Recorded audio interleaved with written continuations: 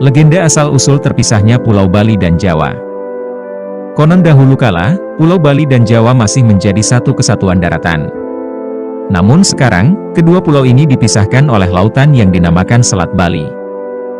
Asal-usul terpisahnya kedua pulau ini tidak memiliki sumber yang pasti, namun ada kisahnya secara turun-temurun.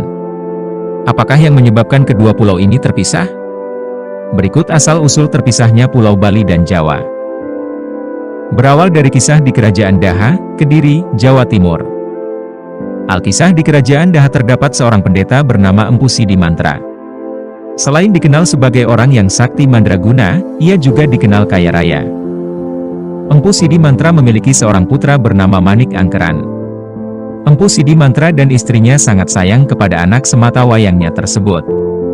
Manik Angkeran memiliki sifat rakus dan suka berjudi. Empu Sidi Mantra dan istrinya sangat sedih karena Manik Angkeran memiliki tabiat yang kurang baik. Ia dikenal sebagai anak yang suka berfoya-foya dan menghabiskan harta kekayaan orang tuanya untuk berjudi. Jika kalah berjudi, ia akan meminjam uang kepada orang lain. Hal ini membuat Manik Angkeran memiliki banyak utang di mana-mana. Banyak orang yang mencari Manik Angkeran karena tidak mampu membayar utang. Kekayaan orang tuanya semakin menipis setelah Manik Angkeran menghabiskannya bertahun-tahun. Manik Angkeran sangat ketakutan, karena ia dicari oleh beberapa orang yang membawa beragam senjata tajam seperti golok dan pedang. Ia bersembunyi di rumah ayahnya, Empu Sidi Mantra, seraya memohon bantuan. Empu Sidi Mantra keluar menghampiri orang-orang tersebut dan ia berjanji akan membayar utang anaknya. Karena segan kepada Empu Sidi Mantra, mereka menyetujui permintaannya untuk datang lagi di kemudian hari.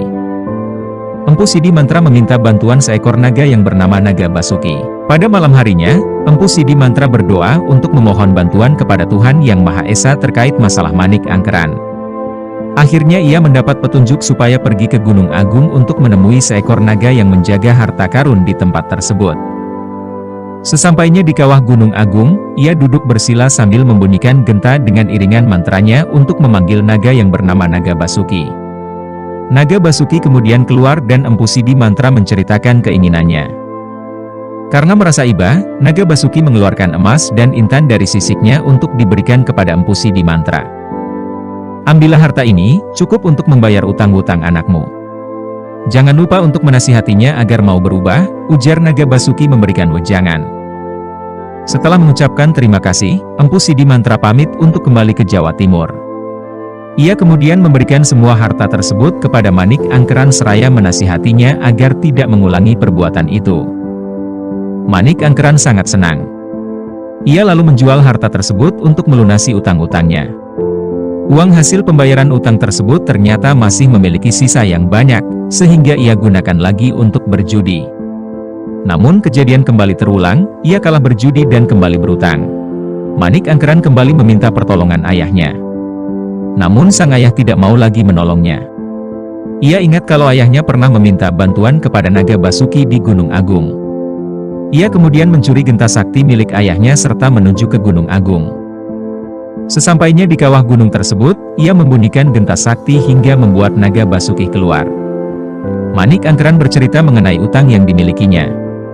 Karena merasa iba, Naga Basuki memberikan harta kepada Manik Angkeran.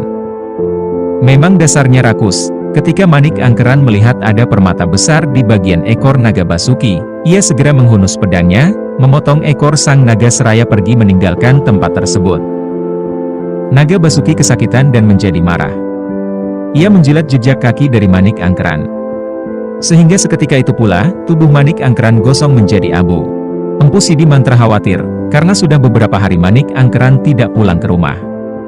Empu bergegas untuk mencari anaknya, dan memilih pergi ke tempat Naga Basuki karena ia tahu genta suci miliknya hilang. Sesampai di Gunung Agung, Empu menceritakan kepada Naga Basuki kalau ia sedang mencari anaknya yang hilang.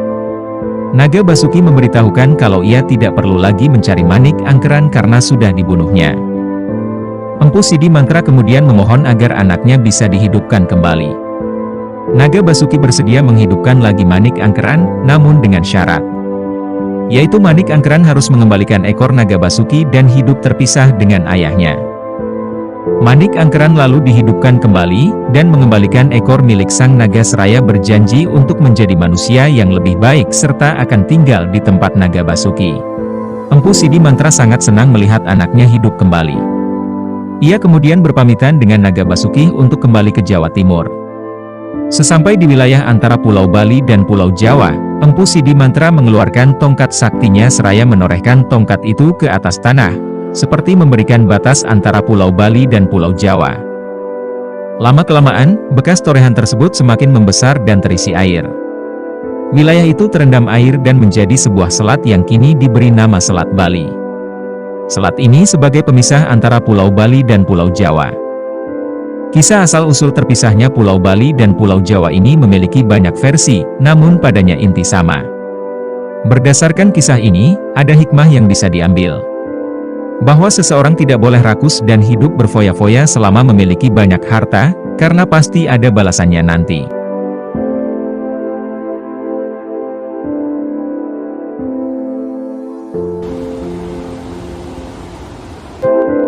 Bahwa seseorang tidak boleh rakus dan hidup berfoya-foya selama memiliki banyak harta, karena pasti ada balasannya nanti.